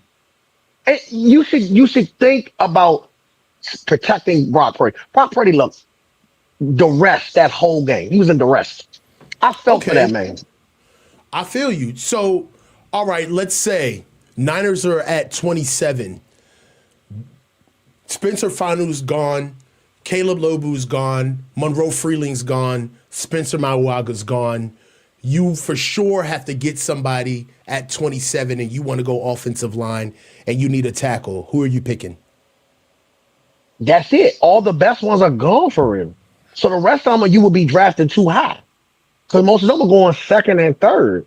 So them knowing them, they're going to go best available. They're going to go D-line. Or you can go receiver. You could go receiver. But the thing is, you got all these receivers now that you're not using. See, that's the thing. I agree with the other caller prior. You have a lot of people, a lot of young people you're not using, you're not playing. Only on the defense we play young people. On the offense, people sat, and they're always sitting in his office, and it's always that excuse that Kyle's office is so particular, and you got to learn. Oh man, fuck all that. They got to play. Offenses, All right. no matter So who they are, they got to play. Trent Williams gets traded. Let's say the Hall is gone. If Trent Williams gets traded, what are you doing? What are you doing at 27 and probably 31? If you had 27, 31, I would have to package that. I would package them sorry. up. Well, I'm sorry. 29. 27, 29, package up, move up. Package and try to move up. Yes. Get your tackle that you need. McGlinchey got drafted in the first round. Why is everybody acting like we can't solve that problem by trading Trent Williams and getting another a left tackle in the first round? Like, we can get a premier good left tackle in the first round. We would have had our left tackle when we traded for DeForest Buckner, which I still think that was a dumb trade. We could have had Trisha Wirth, but we let the Bucks get in front of us for that. Go figure. Hey man, hey, hit me up. Love to call in. I emailed you the other day, so I'll check your email. Yeah, I'm gonna gonna check check it. All right, brother. Thanks for the call in, man. All right. Holla at you. JLP, we good to go, man? Yeah. Well, now I can hear you. I couldn't hear you before. It was doing the same thing. What's going on, me. brother? Talk to me, man. How you doing? I'm doing great, man. How are you? I'm doing pretty good. We finally got the weather to turn around a little bit over here. Love these 30 visits. It's not even so much as the players, but now we get a picture. I think that the Niners may go receiver in round one. A lot of that's window dressing, man, to get people You think it's thinking smoke? that's I what think it's they're going to smoke. do. Yeah. Like, It may be it's smoke. okay. While you're looking over here, we're looking at a guy way over here. True. For all we know, the Niners are throwing in an intern in these meetings. If they're like, dude, we don't care about these 30 visits. Do we actually go off of that? Think about it. I mean, have you seen us actually draft anybody that we've had in those meetings?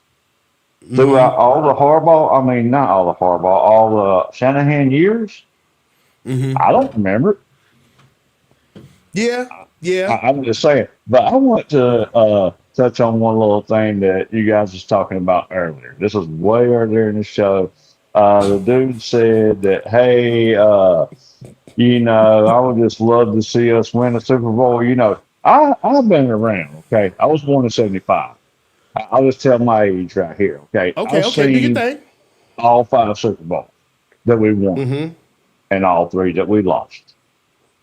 Okay. But my point is, okay, you was talking about, when it's done, we lose. I just don't worry about it no more. Man, fuck that. I want to hear what you got to say. You know how much trouble I got to deal with? Because people see me. People know who the fuck I am. They know I'm a 49er.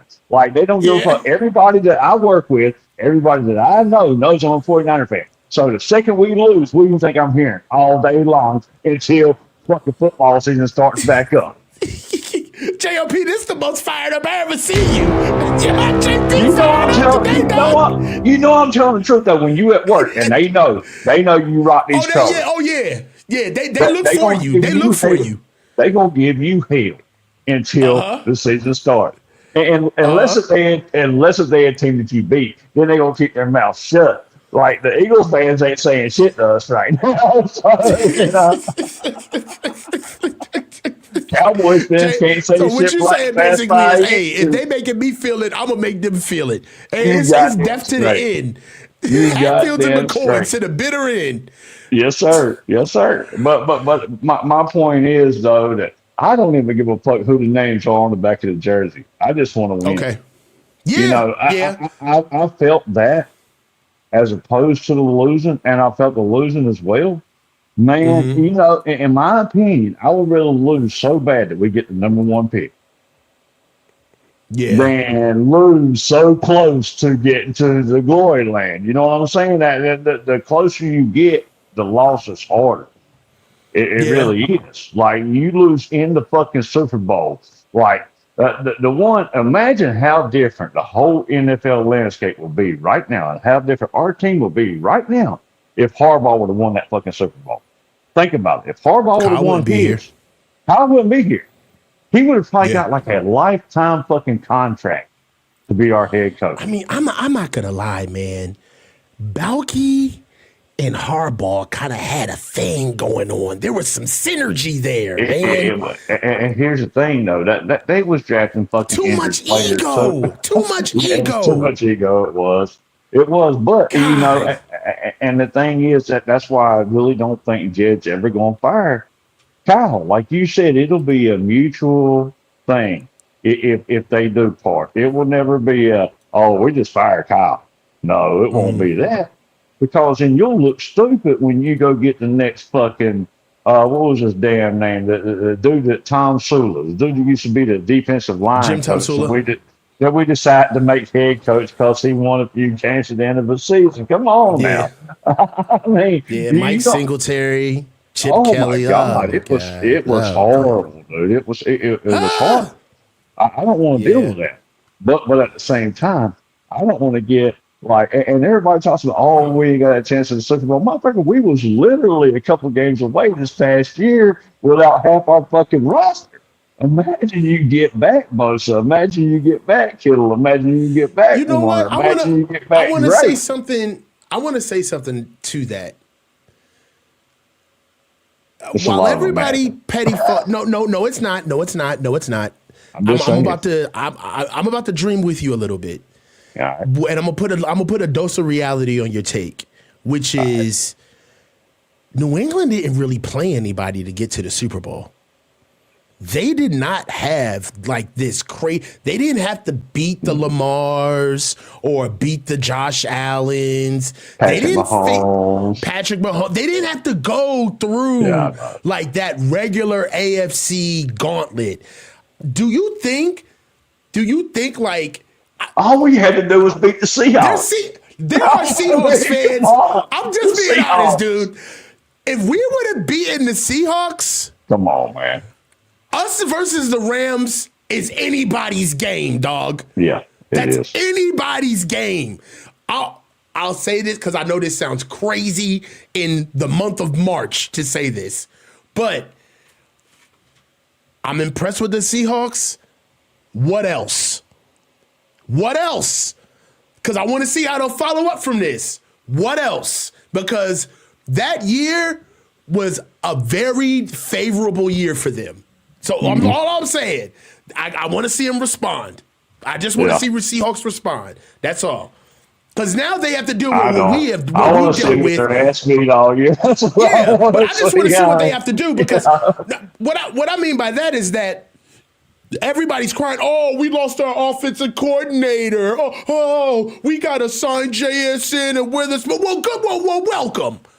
Yeah. Welcome to the party. This is what it's like to keep a Super Bowl caliber roster. What we've been doing for damn near 10 years. So stop it. That's why I don't have no cut cards for other teams complaining about turnover in their roster, turnover in their coaching staff. We lost another coordinator. Whatever. Who cares? So what? We lose guys like it's nobody's business and watch them be head coaches all over the place. So I don't care about that. Yeah. It trips me out. Well, the Seahawks fans, that's fine. I can listen to your shit. That's about the only time I'm gonna listen to some shit for this past. Hold on. Wait a minute. We're not gonna do this. Y'all goofy trying to big brother the Seahawks and Eagles when both teams just won the Super Bowl. Bruh. We mashed the Eagles last year, cuz. What you talking about? I understand, to the victor goes the spoils. You won your Super Bowl. They've done something that this regime has not done. Full stop. Yeah. We'd be clowns if we didn't recognize that. But let's not sit here and act like there was some crazy gauntlet. Like, we ain't doing that.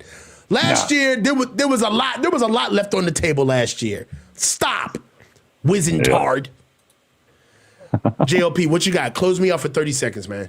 Shit, I'm good. That was the only thing I really wanted to say was, hey, don't count us out. But I'm going to tell you, if they're going to go receiver, I say go Concepcion because he'll give you more of that Debo type flavor. He'll give you some of that, little run around, some of that little, you catch a little 2-yard pass, you could take it to the house, that kind of thing. Not a problem. Hey, love the call, man. See you next week, bro. See ya. Peace. Warren G. What's up? What's good, man? How you doing, Warren? I'm pretty good. Talk to me, man. How you feel about the offseason? Tell me about what we should do in the first round. What's going on with these 30 visits? I don't know too much about the 30 visits, but I can tell you, like, if we're going for it, I'm always gonna go for it. But if we're gonna actually execute it, if you see the landscape of the NFL, it's like I don't see a dominant team right now.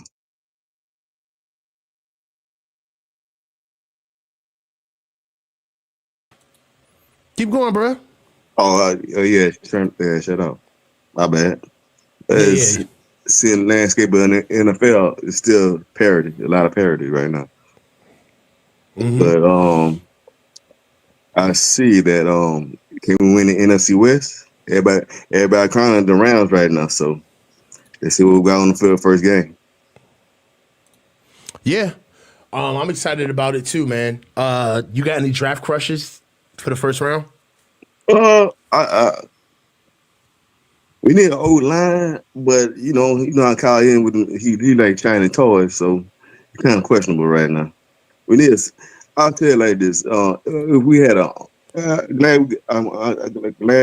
Jay York is our owner, but you need to question Kyle like what's up with the offensive line? If you do that, what's up with the offensive line? What's up with the center, the guards? How can we get better? But Jed don't know football, and that's kind of hindering us right now. So that's what I think. Hey, man. Thank you so much for the call in. We definitely got to see how we're going to do to bounce back. And I'll see you next week, brother. Gotcha. All right. Chunder. Last call for alcohol. All right. What's going on, brother? What's up, my guy? Hey, close me out. We got 5 minutes. All right. There's a guy they took a 30 visit with, and I haven't heard anybody talk about him yet. Travis Burke out of Memphis. Okay. And this was projected sort of early on. Position? Offensive tackle, 6'9", 325 pounds with 34.25-inch arms. And the thing I like about him the most, this guy has a mean streak. And they had a 30 visit with him? Yes. So, well, right now he's a UDFA. So they may be trying to meet with him to try to grab him up. Go ahead while you talk.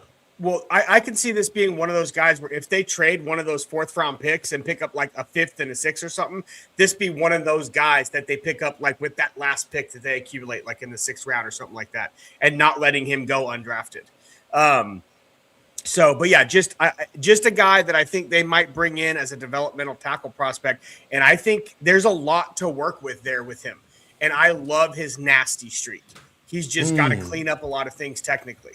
But at 6'9", 325, his movement is good, but probably not to the level we usually like to see with our offensive linemen in the scheme. But I just thought that was a prospect that hasn't really been talked about much that was brought in for a 30 visit. I think that when you look at the 30 visits that we've brought in at wide receiver, I think that there are 2 guys that are notably not there, and I think they both really fit what the 49ers do and what the 49ers want. And I think this might be one of those situations where they're kind of smoke screening by not bringing in the guy they actually want to take, and that's either Omar out of Indiana. The other guy, and I just can't shake it, I think, my kind of hot take in the early part of this offseason, I think they're going to take Chris Bell at 27. I really do.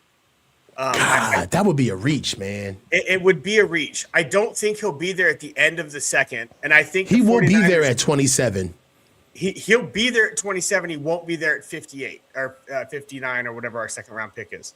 I I think the 49ers don't care. Kyle Shanahan doesn't care about somebody being a reach.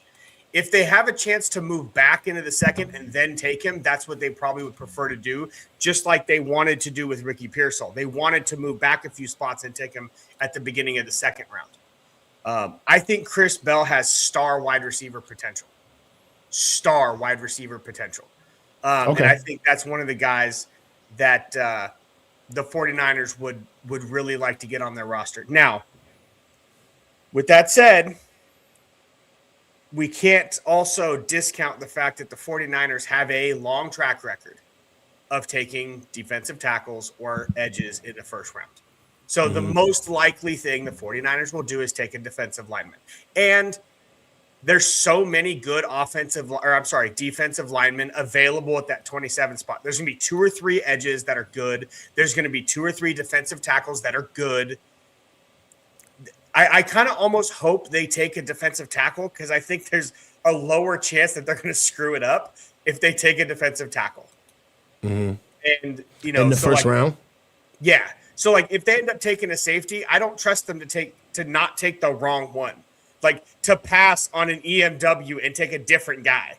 Or I don't trust them if they're going to go, offensive line. I don't trust them to not pass on a better offensive lineman because this other guy fits their system better and he turns out to not be that good. So I almost kind of hope they go defensive lineman just because I think there's less chance they'll screw that up. Yeah. I also feel as though that if they're going to, this team, this team I feel like they're going to show us something different. Raheem Morris is here. It would be criminal not to incorporate shades the 34 different blitz packages that we haven't seen before on this defense. It'd be criminal. I really believe that Kyle. I tend to agree with Frisco when he says that it seems like they're kind of setting up for another shooter drop where either John may go. Kyle's definitely putting himself out there a lot more. He's matriculating his profile throughout the NFL and the sports world, kind of trying to remind everybody that he's still human. Hey guys, I can hold a conversation. It's me. I'm likable. They may move on, but at the same time, we're bringing in these guys, man. I do believe that there's a possibility for win now. Either they're going to try to win now or they're getting set up to move out. I think they're definitely set themselves up with the way that they've gone about free agency that they can go, BPA. I just don't trust them to do so, just off of their track record. So that's what's frustrating to me. It almost seems like what they do is they set up with free agency so that they can go BPA, but what they're actually doing is setting up to take a guy they really like. And they know everybody's going to get upset if they have a big hole that they have to fill and they go get this other guy instead. So they fill that hole with some jag so they can go get the guy they want without the pushback.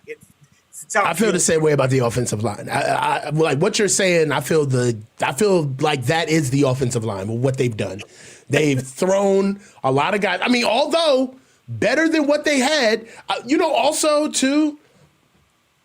Could the Niners be doing exactly what they would have done last offseason? They just didn't have the money to do it. Right. In a way, that's what this feels like. That they're kind of running it back, right? Mike Evans, the money that Mike Evans was DeMarcus Robinson.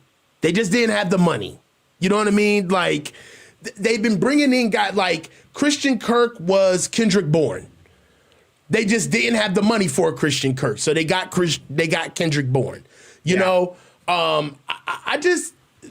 a sense of I see shades of last year of what they usually did, of what they did, and there's a possibility that they're just running it back because let's be lazy for a second. I'm John, you're Kyle. Okay. Dude. You know that we were like freaking screwed with the cap. And they kind of just they took the money away from us. So they're the ones signing people. So I gotta get you like the worst of the worst, dude. Like I ain't got that much money to play with, dog. I ain't got that much. So I'm bringing you in the best I got that you like.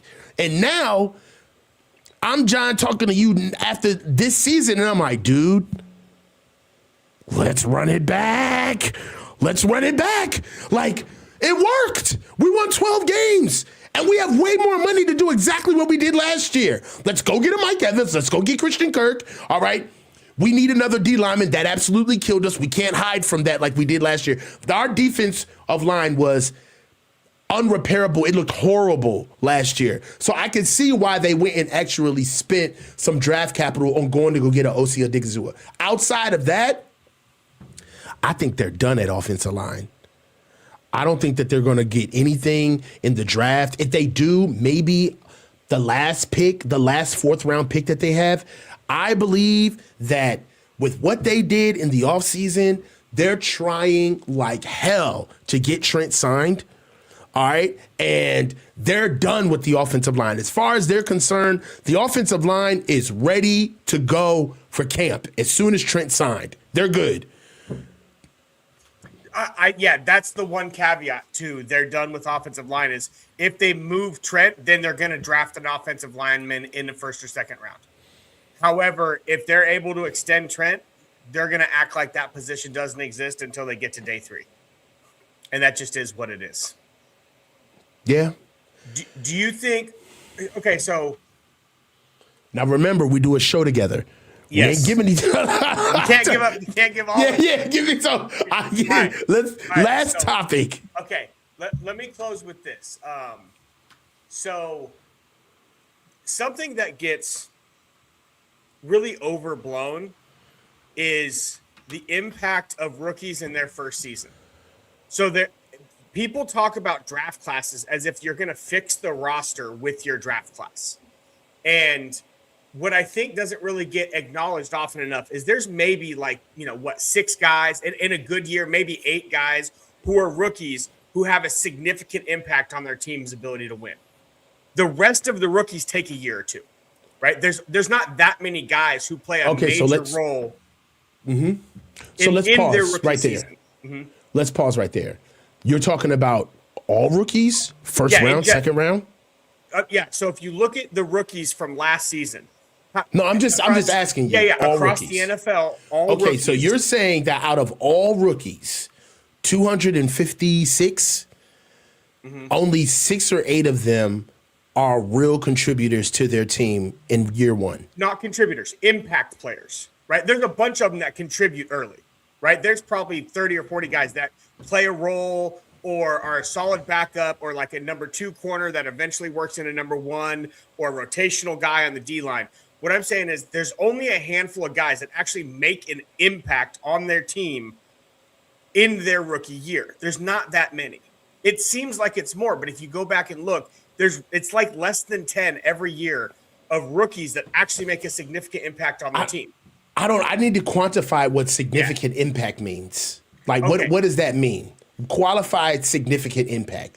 No, quantify it. Numbers. Sure. Like what do you mean?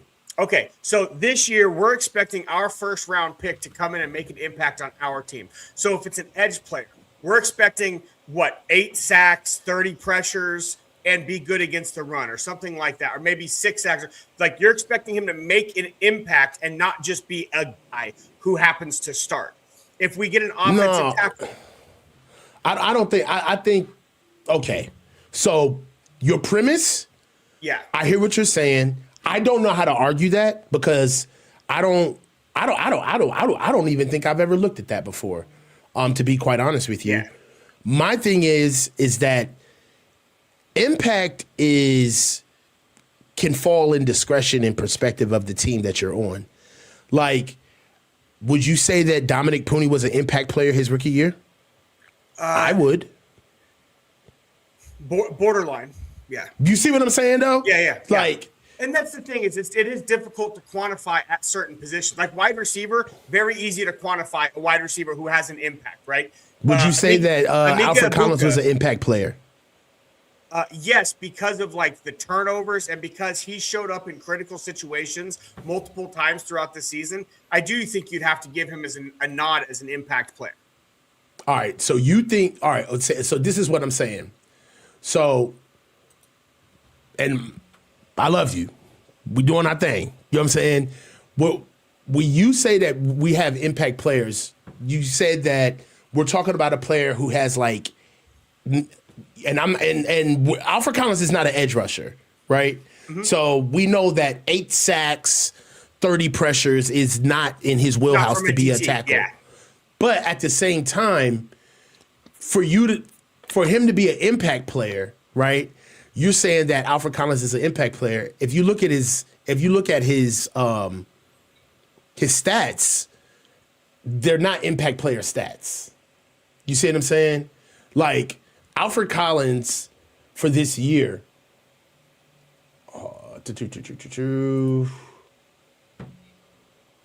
Here he is. Alfred Collins for this year, he had 1 sack, 31 total tackles, and 8 solo tackles, assisting on 13. No. Alfred Collins had 17 total tackles. He assisted for 13, and he had 4 solo tackles on his own this year with 1 sack for 15 yards. So that's not an impact player at defensive That's tackle. far from an impact player. However, he made impact plays. Mm-hmm. Yeah, but do you see what I'm saying? Like, if you go, when I said quantify, not qualify. Qualify is the quality of the impact, right? The sacks, the impact plays, like you're talking about, right? The moments, the strips at the goal line, stuff like that. Those are impact plays. That's quality. Quantifying it, I think that's a little bit of a slippery slope because right here, you and I with our own eyes know that Alfred Collins as a rookie was an impact player for the San Francisco 49ers. However, if we just went off the quantitative analysis with his 17 total tackles with 1 sack, there's nobody in God's green earth that would say a rookie D tackle who had 17 tackles and 1 sack for the entire season was an impact player. Mm-hmm. You see what I'm saying? So I don't know. It's a catch-22. Yeah, so after I haven't looked at his overall numbers yet this offseason. So after hearing that, no, I wouldn't classify him as an impact rookie. I think he's a rookie who made a couple of impactful plays, but over the whole season, no, I would not say that was an impact. He was not a player who significantly impacted his team's ability to win week after week. He's a rookie who showed a couple of signs, he showed some flashes, but he was not consistently a guy who was impacting his team's ability to win. When you look at wide receiver, it's much easier to quantify. When you look at cornerback, right, much easier to quantify in some other areas. So what I'm getting at, let me reframe this a little bit. Even if you make the number bigger, let's say there's 30 guys that come out of the draft who contribute at a high level for their team as a rookie. The problem is, in the entire league, that's 1 guy per team. That's less than 1 guy per team. And the purpose of this entire narrative is, if we're expecting our rookie class to be the reason that this season is successful, we're setting ourselves up for failure. The rookie class needs to supplement the team that's there, and we hope a guy emerges by the end of the season. That is what your expectation of the rookie class should be, because that's the realistic nature of what rookie classes are in the NFL. Why are you doing this right at the end of a show when I'm tired and I want to get off the show? We can talk about this Tuesday. And you're doing something that's making me. I don't agree. I don't agree.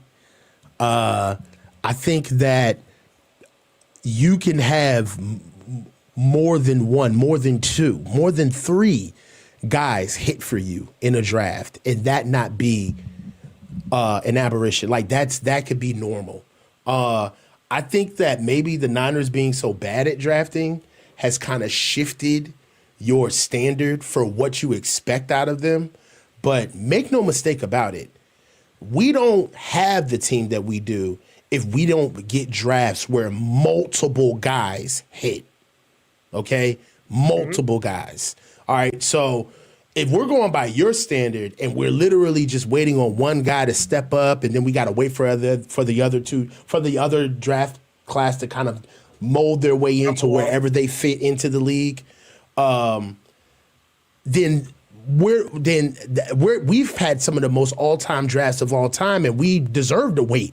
We deserve to give them all types of mulligans, because how do you get George Kittle, right? You get Nick Bosa, you get Fred Warner, all right? You go ahead, turn around, and you get Deebo Samuel. I have it right in front of me. I don't know. Would you say that D Winters is an impact player? So no. I thought he would be. I really thought he would be this year, but he was a little bit of a letdown for me. The 2019 draft is probably the only draft the 49ers have had since Shanahan and Lynch got here that have had multiple players have an impact as a rookie. And that was Deebo and Bosa. I'll put it like this. I think that your take, and I'll close with this. I think that your take exists with the Niners because we've drafted so poorly over the past couple of years, where expecting one guy to hit for you when you don't have a first round in multiple years, that's the more realistic standard of, and I get that if you're saying, why are Niners fans expecting the Niners to churn out a draft where we didn't have a first round pick and they're expecting all of these late round guys to just come on and be household names? I understand that. But number one, you got to temper that take with that's the Niners' fault of their own, why they're even in that position. All right. And two, they're going on 3 years with first round picks. 1 year, they picked the guy who we all thought they reached on, the Ricky Pearsall. The jury's still out on him on durability, consistency, and overall toughness. And then we got one of the youngest guys, huge upside, but left with the ACL in Michael Williams, right? But we've had in that class, we had a D tackle hit, we had a slot corner hit in that draft. So, look, I think we should expect them to bring more guys in here who can play right away, right? Being a household name and like being an impact player, that's something that you can kind of play into with your role. But as far as them bringing in guys, if you bring in a first round pick, he's playing. Unless he's like a quarterback or like Trent's backup or something. But outside of that, first round picks play. Second round picks play. Third round picks play. That's the standard of any team that believes in their scouting department. We can't find a third round rookie to put on the field? Really? Fourth, fifth, sixth, seventh, I get it. Developmental right? Guys. Developmental guys, maybe some guys that you got fighting, some guys that maybe you got to work on them. But the first 3 rounds, the top 100, they got to play. Top 100, dog? You can't put 3 dudes together? I'm sorry. Nah. They're not going to, this isn't even about you, Damon. Mm-hmm. They are not going to groom me into believing that they have multiple picks and them, and all they have to do is come out with one guy. I'm not going to believe it. They got work to do. As soon as we get off here, I'm going to be recording my video on the draft. So I built, part of the reason I brought this up is I spent 4 hours last night running scenarios, running an algorithm through AI on a bunch of different teams, the Rams, the Eagles, the Niners. Okay. Mm-hmm. So I developed an algorithm that gives you one number on like how quality the draft class was. And it maps everything from starts to awards to next contracts, all that stuff. And I started mapping out 49ers draft since the Kyle Shanahan and John Lynch have been here. And I started mapping out other teams who have won Super Bowls and looking at the different draft classes. And I don't want to give too much away, but I'm getting ready to record the video as soon as we're done here. And I was really surprised at how mid some of the drafts are for some of the best teams in the league. They literally, like, the core of their team was built over 3, 4, sometimes even 5 drafts. And it seems like it all came together at once with like 1 or 2 drafts. And it really wasn't. They had one spectacular draft where they got 2 or 3 guys out of one draft. And the rest of, they had like 3 other drafts where they got a guy, you know, and that's kind of how it ends up being built. And it really kind of opened my eyes to how much we really should expect out of a rookie class. Not mad at that. Chunder, you're my dog, man. Thanks for the call, and I'll hit you up right after this, man. Of course, brother. Talk to you. Hey, another call-in show, another one in the books. Let's get some super chats out of the way. Miles Garrett, my boy Trav, you ain't no good for that music in the background trick you played on me. Dimitar Dimitrov, coach a real one, for real. Dennis Sutton or Malachi Lawrence, what you think? For me, I'd go Denny Sutton. I love Malachi Lawrence. I think that's exactly what they want. But as far as like overall, all-around player, I love Danny Dennis Sutton. Frisco shows JP coming in hot. Fuck losing. He was. JP turned up on me. Frisco Shells, I'm hyped up to see what Morris does on defense. Me too. Let's start attacking and rolling the dice. I think so too. Hey, this is the coach. We got Monday. We're going to take Sunday off, guys. I may drop something on Kieran Crawford, the edge out of Auburn, who I think is the Romello Height kryptonite. Whoo, that was a bar. Kieran Crawford, I think that maybe if you watch Kieran Crawford, you'd almost believe that Romello Height was a smokescreen. That the Niners love him so much, Kieran Crawford so much, that they said, you know what? Let's go get Romello Height and get everybody into thinking that we want this other bum that's 27 years old with 3 kids and 2 mortgages and a pension. Video coming out tomorrow for Kieran Crawford. We're going to be able to talk about his strengths, his weaknesses, what he does well, his path, his history, and how he fits well with the Niners. Also, Jayshawn Barham, going to do a scouting video about him as well. Guys, Monday, we got cover 2 with me and Jesse. I'll see you then. This is the coach signing off. Stay low and keep your feet moving. Holla at you guys.